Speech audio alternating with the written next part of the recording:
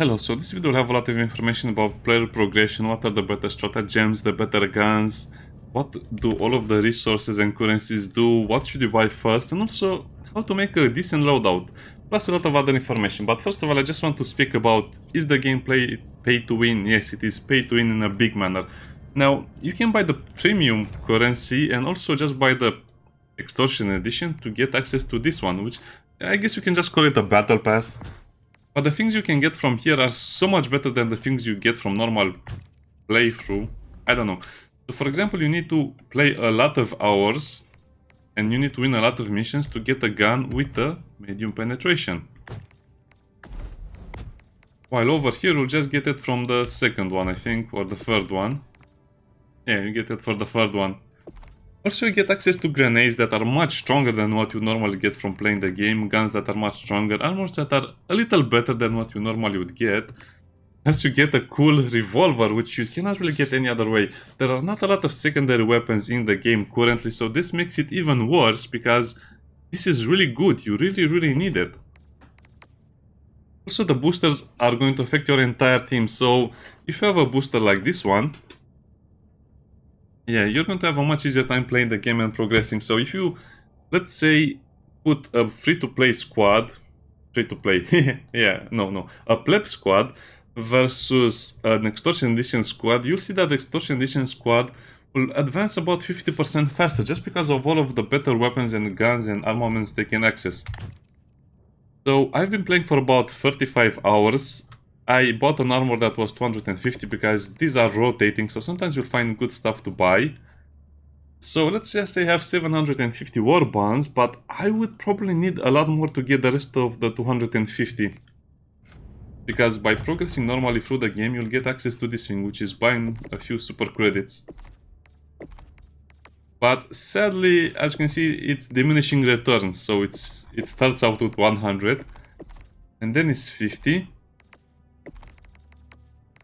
So I would have access to 50, 100, 150, 200 more. So that's a lot of hours to play. As you can see, it gets wildly, it requires a lot more resources. So anyway, the main point is that you need to play 70 hours at least and play very good in those 70 hours to be able to buy the battle pass. So I cannot agree with that.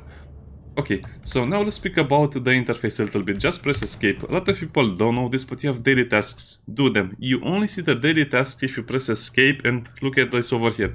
Yeah, you can also press Z to see it, but sadly it doesn't show your progression in that quest. And once I had a quest to kill 200 enemies with a machine gun, and I even forgot about it because it doesn't show my progress over here, so I didn't know how much I had to kill.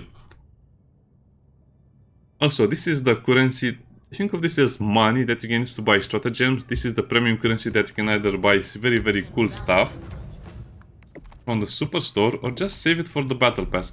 I recommend you save it for the battle pass, of course.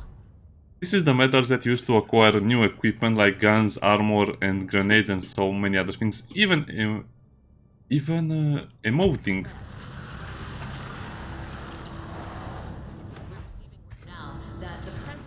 Come on, stop that. These are the resources you need to upgrade your ship modules. Basically, you can upgrade some of the stratagems as well with them, but also the character. So let's go through all of them separately. Now, probably a lot of people want to know what are the better guns. The better guns are, of course, the shotguns, because your primary guns are only useful to kill enemies that are very close to you. Otherwise, you'll be using your heavy guns, which are the support weapons, or just the call-ins. Now, there's a lot of discussion about what is the better gun or the better grenade, but in my opinion, also don't use anything that is light or heavy armor, just use medium armor. What is medium armor? Medium armor is something that has 100, 500 and 100. Later on you'll understand what you have to do or how to do it, but that's going to take a while to do. So don't play with stuff like this because it can get really hard. Now, the better guns. Well, the better guns will be the shotguns in my opinion, and you should just buy the next weapon as much as you can. Also, just buy the SMG as fast as you can, because this is the only decent secondary weapon you'll get access to, unless you have the extortion edition. You probably want a shotgun. I played with the other guns and they're not so good. Also, there is a lot of discussion about the Skite. The Skite is trash. Don't even try to play with it because it doesn't do enough damage. As you can see, it's damage per second, but if you hit armor, it will not penetrate it. Light armor penetrating means it will just destroy soft targets. So yeah, it's not very good, and also keep in mind that it doesn't have any burst capacity for damage, so it will deal the same amount of damage every time you fire it, so that's not very good. So this gun is trash, don't try to use it, it's not going to do enough damage, and you might as well just throw a grenade or just use a secondary if you want to kill trash units. I guess this is a noob trap, just because it doesn't have, let's say, ammo capacity, so basically you can fire it as much as you like, but it doesn't do enough damage, so this is a noob trap, don't use it. And finally over here is the first decent gun you have. So as you can see, this is medium armor penetration, but it doesn't have a lot of damage, so this is your best option for the majority of the game, or if you prefer another playstyle you can switch it around. But other than that, the best gun I think in the beginning of the game and even the late game will be the breaker, the shotgun breaker. Now the problem will be the capacity. This gun can kill one of the bile bugs super fast and also with only one magazine, but at the same time you will be able to shoot enemies very far away. So I don't know, shotguns are not really envisioned as real life shotguns, so the shotgun will fire a few shells at a certain distance but will not spread out too far, so you can even use it to snipe targets at medium range and sometimes even long range. So the breaker shotgun is probably one of the best weapons in the game in terms of damage, how fast you can obtain it and other things. After that you probably just want to use the Liberator just because it has medium armor penetration, and after that, well, I don't really recommend the other guns because this will have a scope on it. Yeah, you can press middle mouse button to scope and zoom, but it doesn't seem that good. The Slugger, as you can see, has 280 damage, but you can reload each round separately. But this is a semi-auto shotgun, 330 damage. Fire rate, look at all of the stats. And that's the weird thing about the game. I don't know why, it seems like they have a lot of redundant weapons. So that's 80, 300. So in my opinion, this is a worse version of that shotgun. The Scorcher. I haven't played with the Scorcher and I haven't seen anyone play with it, so I cannot really say if it's good or bad, but I'll just say it's bad based on the fact that it doesn't have damage and some other stuff. I might be wrong about this, but we'll just have to see about it. And this is the final note of the free battle pass. So yeah, you don't really have a lot of options, as you can see. This one is a good shotgun, but as you can see, it doesn't have the damage anymore. So even though it has the capacity and some other stuff, I don't know. It's a weird mix. So yeah, your best option for a gun will always be the breaker in my opinion, unless you buy the premium version of the game. Now let's speak about the armors. Well, the armors can come in various shapes and sizes. The helmets will not have any bonuses, the capes and the other stuff will not have any other bonuses either. Or at least for now, maybe later they'll have. I recommend you just have the medium armor on. And I have an armor that I bought from the premium store, but you can just get it normally. I just like the way it looked. So I like the bonuses a lot. This is the armor, medium armor with engineering kit. So that means you'll have less recoil when crouching or prone. 30%, that's a lot. And also have 2 more grenades in your inventory. This is huge. It's a huge bonus in my opinion because use grenades to kill enemies or destroy bug holes. I think this armor, let me look, because I don't know everything. I think there was another armor, yeah, I think this one is the one, engineering kit. So you want an armor that has an engineering kit. So even if you don't buy the premium currency one, this is probably your best option over here, just because you want to hit a lot of enemies by having your recoil reduced and also the grenades. So yeah, probably the best option for a lot of other people as well. Don't play around with the heavy armors because you'll see that sometimes you'll need to basically run for 5 minutes straight. So that's why I don't like the reduced speed or stamina generation. Plus there are a lot of bugs that can catch up to you. So yeah, fighting against the robots, the heavy armors are much better, but again, oh, I should have said this in the beginning. I don't recommend you fight the robots until you are level 20. The robots are very, very strong and hard to fight, and you require a very well coordinated team and other boosts as well. So do that later. Explosive resistance, in my opinion, is a bit overrated because you only get killed by explosive damage from your teammates mostly, or if you're fighting against the androids. So if you're fighting against the robots or androids or automatons, you should probably wear this armor over here, which has resistance to explosive plus the increased armor rating. You'll not need to run as much when you're fighting against the automatons, you just need to find cover.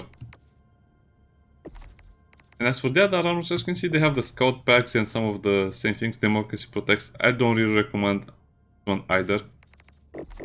Now, what are the best boosters? Again, you should just equip the boosters you have available so your entire team has them, but I would say one of my favorite is this one over here, which is the Hellpod Space Optimization, which means you'll come out of the Hellpod with full stims, ammo and grenades. It might not seem like a lot, but if you're dead and if you spawn with all of the stuff on you, that will be a massive improvement. So try to unlock this one, but I think most of the team members will also have them anyway, so yeah, this is good. This is not so good. This is super good because you can have another bonus by just increasing your radar range with this one and also a chip module. Stamina capacity and recovery. This can be very good when fighting against the bugs on higher difficulties. And increase the number of available reinforcements. I think this is a must-have at very high levels, so definitely get this one as fast as you can. Flexible reinforcement budget, which, as you can see, basically does the same thing as that other booster, but it does it in a much better way. So even if you are out of reinforcements, you just get faster ones. I'm not sure how fast they'll be, but they're probably pretty fast. Okay, so that's the guns, the armors, the grenades. Well, not much to say about the grenades. Personally, I prefer the... I was thinking of Tarkov, the impact grenades. So they basically explode on impact. As you can see, they have no fuse time. So they're super useful against bugs and, let's say, medium bugs. But you can have a few problems just because you don't really hit those nest throws as often as you would like to hit them. So it's a little harder to destroy the nest, but they're also much more useful in combat either way. So I recommend you use the impact grenades. And that basically covers all of the guns and all of the secondary weapons and everything you need to know about the first part of the game. Now, the stratagems. Sadly, I'll have to speak a lot more in detail about these things. So instead of saying what are the best ones, I'll just comment a little bit about each of them and I'll say what is the best one in my opinion. But keep in mind, fighting the automatons will be a different experience. So, machine gun, is it good? It's very good, especially when clearing nests, so everything has a utility or a special purpose. So for example, if you go into a nest to destroy the eggs, this is so much better than any other guns. But at the same time, it has a little problem with, you know, reloading and also moving the thing around, because it's not going to move from left to right as fast as you can push it. Yeah, you'll see once you play it. So it's a very good gun. It's good for everything, but later on, you just want to use it against the big enemies anyway, so you might as well just choose a heavy weapon that can kill heavy armored units. The material rifle, this is probably the worst one in the game. Yeah, it has some special uses, so it's basically useless against the bugs, but it will be super strong against the robots. So this is a special weapon that is mostly designed to fight robots, so don't recommend it. This is basically a worse version of the machine gun, but it's easier to use, more reliable. You can also move from left to right a lot faster, as you can see here. But at the same time, I don't recommend it just because it doesn't really have anything that useful anymore, so I prefer the heavy gun. Expendable hand... Well, let's just say that this is the most useful heavy weapon in the beginning of the game, so unless you have access to anything that can kill them faster, like the autocannon or the spear or the railgun, you should use this a lot, because the cooldown is also much more than the other one. So I guess a lot of people don't look at this. So as you can see, it's a huge cooldown for the recoilless rifle and the other ones. But you can just call basically an expendable anti-tank launcher every minute or so. So yeah, if your squad has a few of these, you can just call them and use them if needed. Very good for defensive purpose, not very good against when you are attacking. Recoilless rifle, it's just a better version of the expandable anti-tank because you have more shots It's also a little easier to use, and also the reload is not that bad, but keep in mind it's only useful against vehicles. So let me show you in this video over here. Also, you can have team members help you reload, which makes it shoot a lot faster, basically double the firing rate. Yeah, you're going to need a few shots to kill the bug, so I don't really like it because it's not as efficient as it makes it look in the video. So this is very good for killing big targets if you don't want to use the autocannon or anything else. Okay, let's just say it like this. This is very good for killing big enemies, but it's also harder to use and is not useful against smaller targets either way. Flamethrower is only useful against killing hordes of enemies, which means it's basically useless. It also burns bigger enemies, so eventually you'll be able to kill everything, I think, if you just blast it enough times. But the problem with this is that if you step on the burning tiles, you'll burn yourself. So it's a very hard to use. It's an area of denial weapon, but not many people use it because it's just a much more dynamic battlefield, so I don't recommend it. Autocannon is my favorite. It's good against most targets, but it will not penetrate heavy armor. So if you want to kill, let's say, the armored crushers, you'll need either the expendable tank, the recoilless rifle, the railgun, or the spear. But I just prefer the autocannon because it's good against everything. It can also destroy bug holes. So if you don't have any grenades, you can just shoot an autocannon round in the middle of the bug nest and it will close it. Great, it's my favorite, but it's also pretty hard to use and you need to have the recoil armor as well. So yeah, you also need to be prone. You'll not really be firing at standing still like this ever. Railgun, well, this is a bit of a discussion. In my opinion, the railgun is very good because you can kill anything with it. It has 20 shots. But at the same time, it doesn't do enough damage, so let's just say you want to kill a crusher. To kill a crusher, you probably need to fire at it almost 20 times, which is the full ammunition capacity, but you'll be able to kill it. You shoot once, and then you need to reload the weapon, that means pressing R, and then you need to charge it for a second or so before you fire it. So that's a lot of work. So you can kill anything, but you need a lot of work. Again, this is one of those guns that will be much better against the automatons. As you can see, it's charging over here. Oh yeah, it actually shows you how much you need to charge it over here. So let me see. Too bad they don't show the full charging, okay? Full. Yeah, he gets killed before he can use it. Yeah, I see. So this is a much better weapon used against the automatons because the bugs are much stronger than that, so I probably want to use the autocannon against the bugs. Now the spear. The spear, well, it's a bit of a discussion. You have a lot of rockets you can fire at the enemies. Plus you can also stay in cover and shoot them.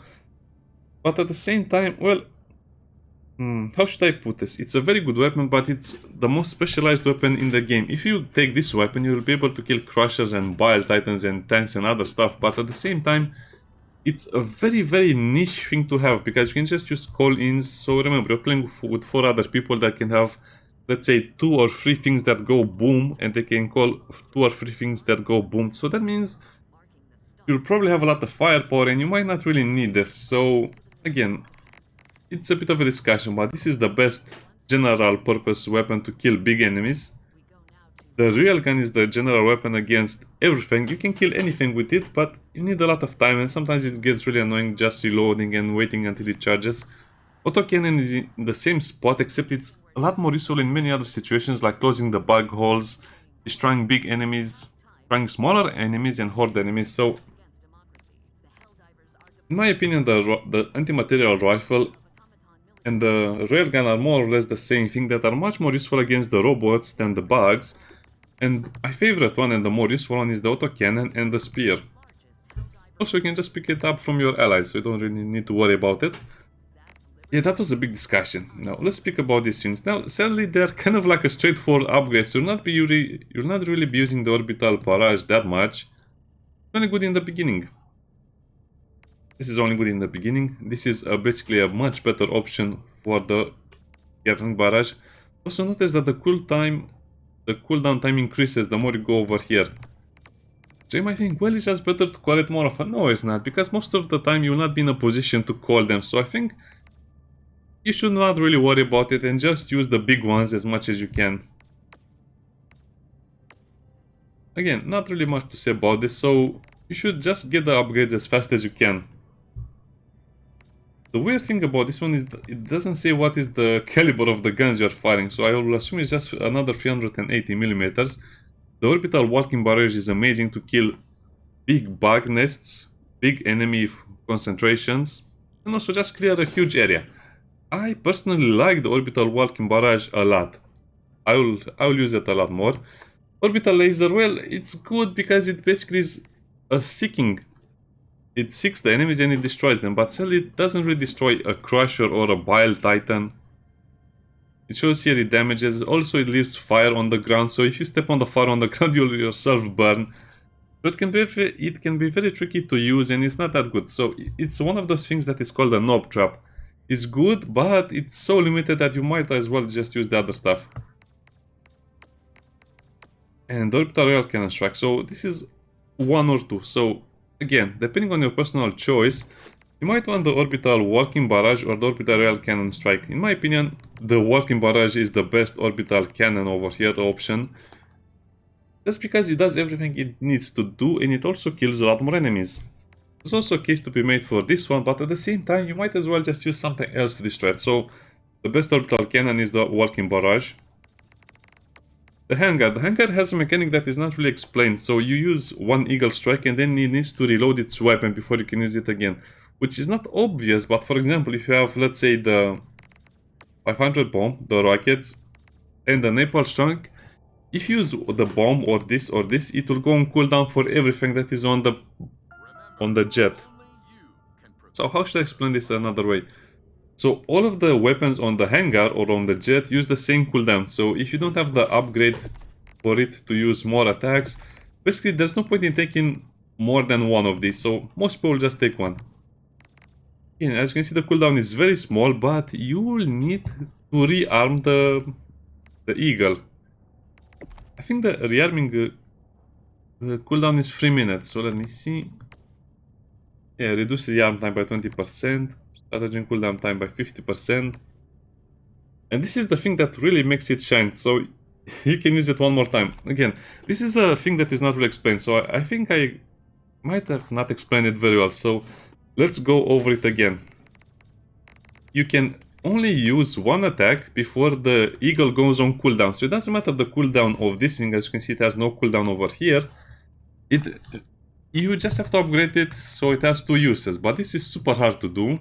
But you can also drop 2 bombs after that, and then, yeah, this is probably the thing that is in the game that will scale much better. So I guess if you like the strikes, you'll probably want to go into this one. Now, this is the same discussion with the flamethrower. I think the only thing that is useful over here is the cluster bomb and the 500 kilogram bomb. The 500 kilogram bomb can kill a titan if you land it straight on the titan. It also is funny because it drops the bomb and the bomb can actually damage the enemies when it's dropping down and then it explodes. So the best thing to use from here is the Eagle 500 kilogram bombs. Don't bother with the other ones, they're not as good. The jump pack is not that good because it needs to be recharged, and also think about the fact that you will not really be in a situation to, if you are going to die, you're going to die anyway, so it's not that good. It's basically another knob trap. Only the 500 kilogram bomb is very good, but with the addition that if you upgrade all of the hangar stuff, the Eagle will be so much better. Now the bridge. I think I spoke too much about this, but okay, the bridge. The bridge has a lot of cool things, but in the beginning the precision strike is what you'll use, and after that the gas strike. The gas strike is one of those useless things. I think the developers will add more maps and more enemies, and this might become useful, but this is useless. This is also useless. Stun and slow down, not that good. Might as well kill it, right? Smoke strike. Again, this is good against the robots, because apparently the robots don't have infrared or heat-seeking or thermal vision, so yeah. HMG emplacement can be really good, but as you can see it only has light armor penetration and it's slow to turn it. It only has 300 rounds, so again, this is not really mentioned here. But it has 300 rounds, it turns very slowly, and it only penetrates light armor. So that makes it kind of like a gun with a lot of ammo, so I don't like it. You might as well just take a turret. The generator, again, much better against the robots. This is also a must-have, so if you're fighting against the robots, should have the smoke strike or the generators. It's a must-have against the robots, these two. The Tesla Tower. The Tesla Tower is super bad. I don't want to insult it, but it's one of the worst drops you can call. I don't know why they have it so high on the list over here, because it kills you faster than you kill the enemies. So yeah, it's good for area denial, but it also will kill you faster than it kills the enemies. And it also, you might as well just take a turret. So I don't use any of these things on the bugs, but if you go against the robots, you have to use the smoke or the generator. And the engineering bay. The minefield is very bad because you can also blow up your teammates with it, so might as well use something that kills in real time. It's very hard to use on an enemy that comes to attack you anyway. So don't like it. The supply pack is good, but how should I put it? Unless you coordinate with your team, it's a useless item because most of the people will be wearing the spear ammunition pack on the back, the autocannon pack on the back. The railgun doesn't need one, so you might as well take the extra ammunition pack with the railgun. That's actually a very, very good synergy between them. So yeah, supply pack plus railgun or the anti-material sniper rifle, which makes it more useful against the robots, but otherwise it's pretty useless because you need to wear it on your back, so eh. The grenade launcher is just a much weaker... Yeah, it can also destroy the bug nest, but it's a much weaker autocannon, so I don't see any reason for you to take it. Plus it's very, very short on ammunition, so yeah, I don't like it. Laser cannon, the same discussion as the Scythe, is not that good. It looks good, but when you use it, it's not that good. It's basically trash tier. Unless you are very early in the game and you just find it on the ground, I wouldn't pick it up. Incendiary mines, even worse, because it's an area denial weapon. So if you need to retreat in that area, you'll have a lot of hard... Yeah, it's not very pleasant. I don't know, the mines would make more sense if they have some... Let's say if it has 2 charges, so when the mines are destroyed, it fires another charge of mine. I don't know. I don't like it, I don't recommend it, I don't think you should use mines, because it will be a much bigger problem the more you play the game. Now the rover. The rover is kind of an interesting weapon. It occupies a backpack slot, so if you use, let's say, the railgun or the sniper rifle, it's great. But at the same time, the rover is only good against small bugs, the Scythe version, the laser version, and you also have a version with a Liberator rifle. The Liberator rifle is very, very strong because it can pierce some armor, but sadly it needs to recharge very, very soon, so basically it's useless anyway. The guard dogs are not that good because they are basically designed to help people play the game on lower difficulty levels, but on hard difficulty levels you need to be super precise with what you do, so not very good in the long term, not very good in harder difficulties. Ballistic shield, again, only useful against the robots, but even so, unless you have the revolver, again, it's one of those things that the developers thought of. It's useless against the bugs, it's useless against the automatons unless you have the revolver with you. So, that's that. Arc thrower, again, it's a useless weapon, I don't even want to talk about it. The shield generator pack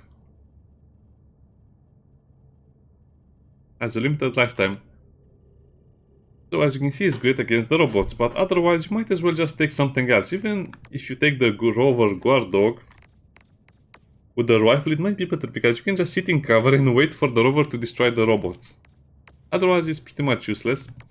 Now the sentries, this is another very big discussion, but to put it simply, the Gatling is the most useful you can get. This is the best you can get, the most useful. The mortar can be very, very good, but it's hard to set up. So for example, if you set up while you are being attacked, the enemies will also attack it. So you cannot use it while you are attacking because it will get smashed by enemies. It's very useful in this situation as it shows over here to attack targets behind the wall, so it's much better against the robots. I really recommend it against the robots. I don't recommend it against the bugs. We already spoke about this, the autocannon sentry. The autocannon sentry is again one of those things that is much better against the robots because you cannot set it up while the enemies are attacking. Plus the bugs are much faster than the robots, so yeah. For example, every time I used the autocannon it got 2 or 3 shots off and then it was killed by a bug, it killed me, or it just got destroyed. So it's a trap, it's a noob trap, just because it's very hard to use. And in most situations it's not that good. You'll see what I mean. The rocket sentry is probably my second option. because it can kill big enemies, but it doesn't kill them super fast either way, so yeah. I guess this is the best option when you're fighting against the robots, and when you're fighting against the bugs, this is the best option. Just because you want to kill the bigger bugs yourself, so you need something for crowd control. Crowd control for the bugs, very good against the robots for the bigger robots. This is also useful against the normal bugs, but to be honest, the bugs will probably destroy it. It also will attract the aggro of the enemy, so if you use it against the Bile Titan will focus it down and destroy it either way. EMS mortar, basically useless. You might as well use the rocket sentry or the... Again, you just have the other options that are much better, so yeah, not much to say about there. About these things, well, get them as fast as possible, not much to say. We'll just go quickly over them. The backpack stratagems are not that good, so you don't really want to spend a lot of time over here. You just want to get the first tier. Most of the things you'll just want to get the first tier. So the first tier is great over here. More guns, one additional salvo. Yeah, it can be super good, but at the same time, if you don't kill them with free barrages or free shots, salvos, I don't think the fourth one will matter that much. So yeah, just get the first one over here. And later on, you have the luxury of getting... By the way, these are the resources you use, and the hardest one to get is the normal one, sadly, because you don't really play on low difficulty that much, and yeah. The rare one you can only get on difficulty tier 7, so if you're not playing on difficulty tier 7, you cannot get this final resource. Also, you can only get 3 out maximum per mission, so yeah, you can get 1, 2 or 3. Usually you get all 3 of them in a mission, but it's 7 difficulty hell. This is not so good either way. Now, this is the thing that is really worth it, so I should focus on this as much as possible, or on the sentries. So yeah, just take the first levels of the other ones if you can. But other way, I would focus on the hangar upgrades, just because how amazing they can be once you get the final one. Imagine dropping 2 500kg bombs and then waiting 2 minutes and then you get to use them again. Just amazing. The bridge. This is not so good. I shouldn't have taken it, but I just wanted a nuclear radar. So this is a bit of an interesting discussion in my opinion. This is not a good upgrade, but this one is super good. Enemy ping radius on minimap. So if you open the minimap, you can just see all of the enemies around you in a huge area with this upgrade. So that means you can just use the call-ins even before you see the enemies, which is amazing. Just imagine a lot of bugs are coming to attack you from behind the mountain or a hill, and you just know they're there and you just either run away, throw grenades, use call-ins, or anyway, it's just so good. I really recommend you take this one as fast as you like. Again, it will decrease your ability to kill stuff, but it will be so much better just via the information you can get. So you can use all of your abilities much more efficiently. You can also bypass enemies so much faster. So if you're running in a direction and you don't see enemies, you open the minimap, you see enemies, you go around them, because not every enemy will attack you straight away. So that's amazing. Also, I'm not sure how good the power steering is, so I'll just say wait on it. Nuclear Rider is definitely worth it. Athletic supplementation is really worth it if you use the sentries and some of the other stuff, but like I said, the only good ones are the mortar sentry against the automatons, the Gatling against the bugs, and then you just have the general purpose rocket one. Now, later on, when you get all of the upgrades, all of the tower become a lot more useful. For example, even the Tesla tower or the other ones, like the auto cannon, will become a lot more useful. So the more you spend on this, but you need to spend also on this thing over here. So these things are like the hangar. They're only good if you get all of the upgrades. So again, I'll just take the first level of all of them. Health of the sentries is very important. Deployment time is also pretty important, because if you're getting attacked, you cannot really use this defensively, so with this you can use it. More ammo is huge, so I would take this one and then the ammo capacity as fast as you can. The high quality lubricant is not really needed, but it will be needed for stuff like the auto cannons to make them a lot better, and even the rocket sentry to a certain degree, or the mortar. Okay, so let's go all of this again. What is really useful over here? The first one over here, this one over here, this one more or less, because again, you have cooldown for the stratagem, but you have the cooldown for the rearm, and the cooldown for the rearm is the problem, not the stratagem cooldown itself. So if you go for the hunger, you want to go for all of this. This was a mistake. So take this one, take this one, take this one only if you want the hangar stuff much later. Take the nuclear radar as soon as you can, in my opinion. Honestly, I think this is the best upgrade you can get in the beginning of the game, because information is the key to success in this game. And later on you should just focus on all of these, but this will be basically the end game after you play 100 hours or so. And that's basically all of the information related to the game, the call-ins, everything you need to know. Sorry about the longer video, but I just want to make one video instead of 10. See you next time, bye bye.